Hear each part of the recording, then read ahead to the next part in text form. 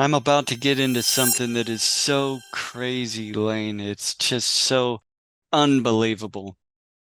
It is going to floor people out the wazoo. It really is.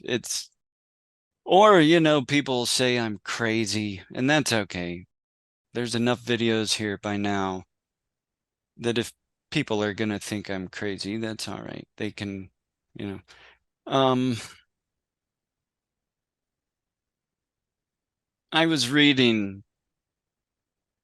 Genesis 4, and what I noticed is that, of course,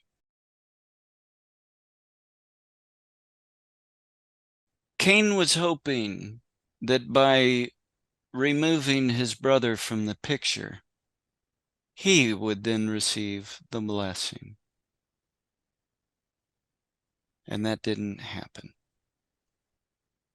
He received a curse. And this pattern, of course, comes up with Ham and Canaan in chapter 9. And it comes up with Jacob in his dealings with his brother and then with his father. Jacob secured the blessing. Ham didn't secure the blessing to his offspring, though. Noah brought down a curse. There's a pattern here, though, and it pertains to the land, and it pertains to the promises. When you get to Jacob, he will be the elect vessel through which Yahweh is going to restore the Exodus Mundi and renew the cosmos. And the angels didn't know about this, but he also planned on forming a new council that understands love. All of this is going on. Anyway, I was reading Genesis 4 here. And so Cain is cursed, and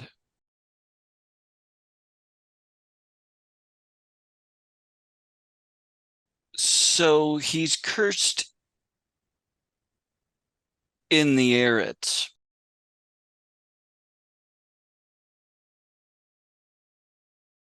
You've driven me this day from the face of the ground, and from thy face I shall be hidden, and I shall be a vagrant and a wanderer on the earth, the Eretz, the land, the sacred land. This curse pertains to the land. But what I was noticing, Lane, is that it says, then Cain went out from the presence of the Lord and settled in the land of Nod, east of Eden. The Eretz of Nod, east of Eden. East of Eden. Very important. Very, very, very important. And if you understand tabernacle worship and approaching the altar and so forth, and approaching the Holy of Holies, this is important. You approach from the east to God's presence. But here's what's important. He had relations with his wife, and they had a son. And he built a city and called the name of the city Enoch, after the name of his son. Enoch means dedicated. But here's what's important. City. This word, this particular term, and it's used twice here. This means a real city. In other words, it means a city that has a wall and a gate. There were villages that were not really cities. But once a place had a wall and a gate, it's a true city. Okay?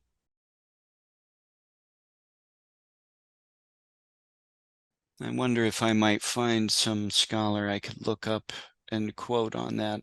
I'll see if Driver or somebody talks about that, and I'll try to put it on the screen. That is the truth, though. I know about that. And here's the thing. So I was reading this, and I thought Cain built a walled city.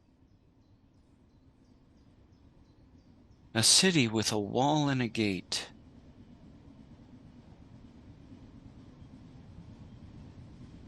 So you're saying this is the first instance of like a major city? No, but I'm saying that Cain, when he left Eden, he went and built a true city. It Oh, would it have like had, I it see would, like a significant size city, like something. well, it would have had a wall and a gate. That's the rule. A, Okay. a city has a wall, and a city has a gate. At least one gate. Cities have several gates, really. Um, and then the marketplace is inside the gate and stuff like this. But a true city, when that word is used, city, they're referring to a town with a wall and a gate, really.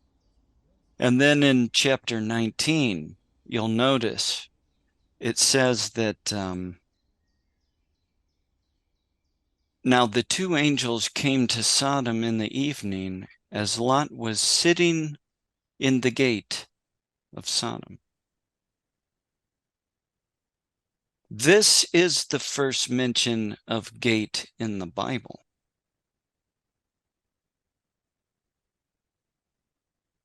And I think this is the city of Enoch.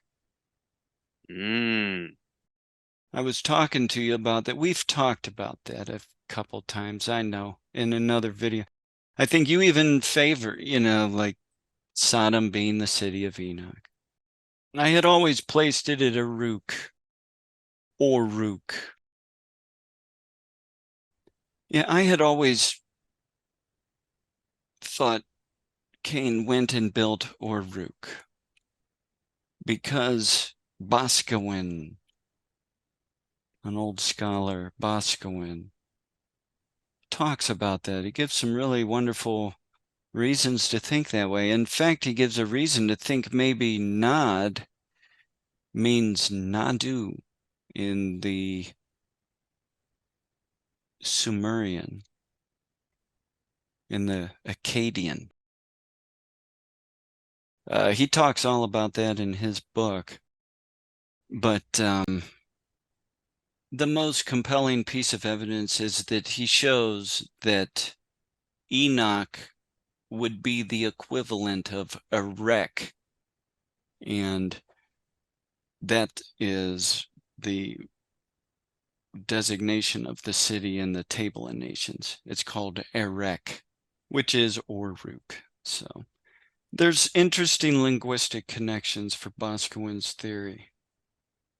And so I had always followed that as the likely view, and then told others, there's other views. I've mentioned to people Laish is another theory I've heard out there. And of course, Sodom. Cain went and built Sodom. That's what I think now. Very interesting.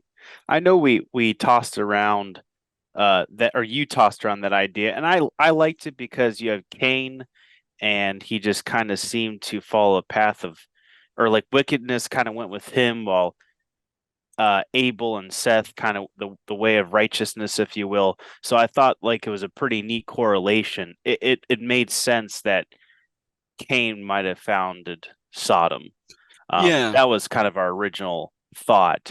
And yeah. then I think you mentioned Uruk because of the ziggurat there, I believe, or a ziggurat was there. Yeah, there wasn't a ziggurat nor rook. There was the White Temple was there on this very ancient raised platform. They call it a ziggurat. It's not quite like Nebuchadnezzar's, though. It was a little different. It's like a raised platform. They had a white temple on top. And yeah, it's just very fascinating. Possible candidate.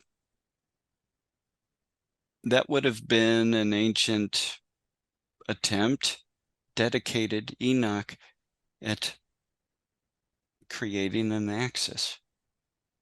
It was a landing pad inviting down the deities.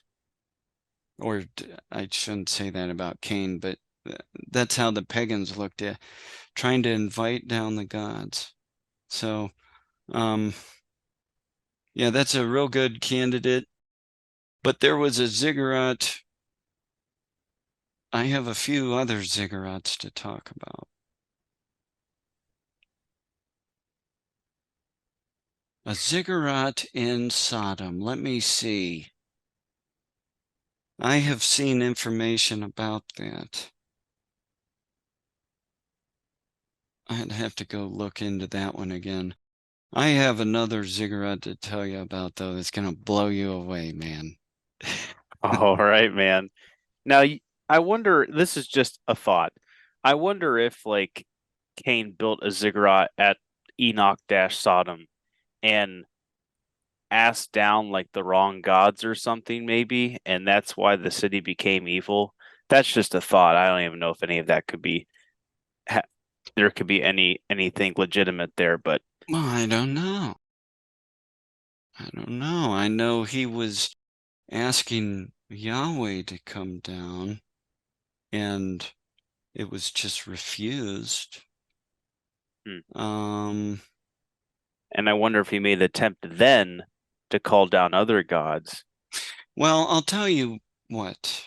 The sons of God would not, it's not until they're allotted their own regions to be gods over these peoples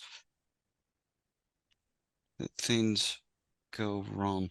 Of course, you did have some of them that did that incident in Genesis 6.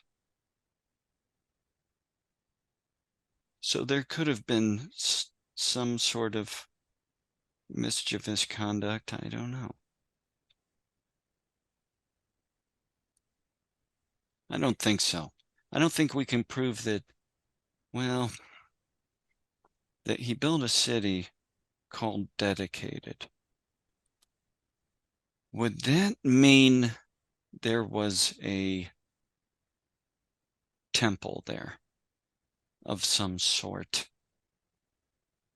An attempted ziggurat, a platform like that in Uruk, a raised platform. The fact that he built a city probably would mean it had a place where a holy place where he was hoping God would come. But the thing is this, if if Cain departs the garden and goes east, and I would say he crosses the Jordan and turns south and builds his city, Enoch, which at a later time would be called Sodom. And there's very much a reason for that. Very, very much. There is very much a reason for that. What I have here is a little PowerPoint drawing I've been working up. I've been working on a critical text of Genesis 13 and 14 that I'd like to walk through with people to give them the whole story on this, because this is so important. And we're talking Sodom now, and you won't believe where the discussion ends up going, Lane. How much time do you have tonight? I got plenty. This is pretty interesting. Okay. Yeah, send me another invite.